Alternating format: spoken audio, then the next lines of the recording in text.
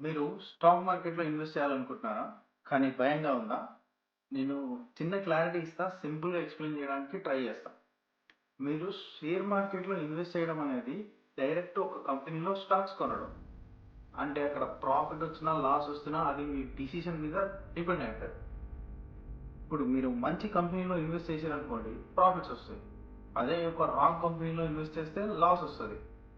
Suppose మీరు టీసీఎస్‌లో invest చేశారనుకోండి company price పెరిగితే మీకు ప్రాఫిట్ వస్తుంది, ప్రైస్ తగ్గితే మీకు లాస్ వస్తుంది.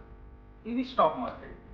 మ్యూచువల్ ఫండ్ ఎట్లుంటుందంటే మీరు డైరెక్ట్ కంపెనీలో ఇన్వెస్ట్ చేయలేదు, మీరు ఒక మ్యూచువల్ ఫండ్లో ఇన్వెస్ట్ చేస్తారు.